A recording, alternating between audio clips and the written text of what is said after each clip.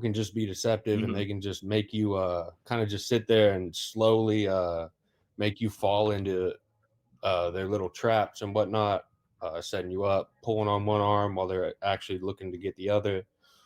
It's literally human chess in my mind. So it's like Hmm. I love the whole concept because it's a mental game where you got to be kind of always thinking like one step ahead of them, three steps ahead of them, and then at the same time they're trying to be the same way, a few steps ahead of you. So yeah, but jujitsu is crazy because the amount of times I've been tapped out, choked out, everything by small females, the most innocent looking dudes that you've ever seen, uh, big guys, everything. Like jujitsu taught me to never judge a book by its cover, never judge someone based off their looks, based off their size, because you never know who's been on the mats and is ready to just snap you up. So definitely, jujitsu is one of those sports where it's just a crazy sport. Yeah, you need that humility. You gotta leave your ego at the door when you train, because I can't imagine that, like, you roll with a girl and she taps you out, like, for real. And you're like, what that does, if your ego is not in check, you're like, oh, I'm gonna quit, or oh, I'm gonna get more aggressive than I need to be, and move out of training. And so how do you balance that? How do you think is the best way to approach it, like balancing ego and remaining humble to put short-term losses aside so you can get to be the best you can be as a fighter? Yeah. So for me, I learned real quick that having an ego is not going to get you anywhere far in this sport. With fighting in general, like where you're actually fighting each other, you do need a little bit of ego. But I'd say just more confidence than anything. You just got to really believe in yourself, believe that you're going to win. But as far as jujitsu, you got to leave your ego at the door.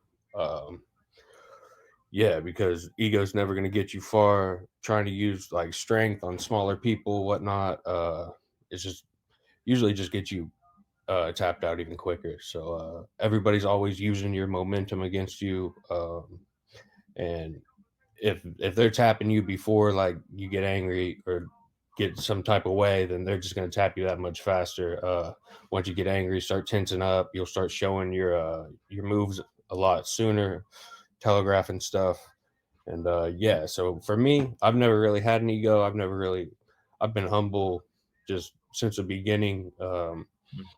That's just how I've been pretty much my whole life. I'm just grateful for the opportunity to do this stuff.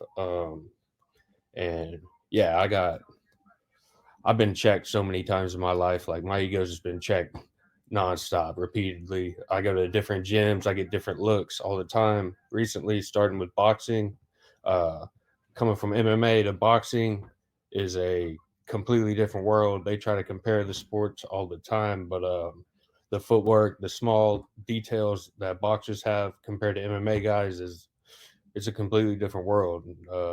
That's kind of what I've been realizing since I joined Battle Zone Boxing Gym in October to get ready for my bare knuckle debut. And those boxers had a heyday with me in the beginning, so that was a good little ego check right there as well. I bet. I bet.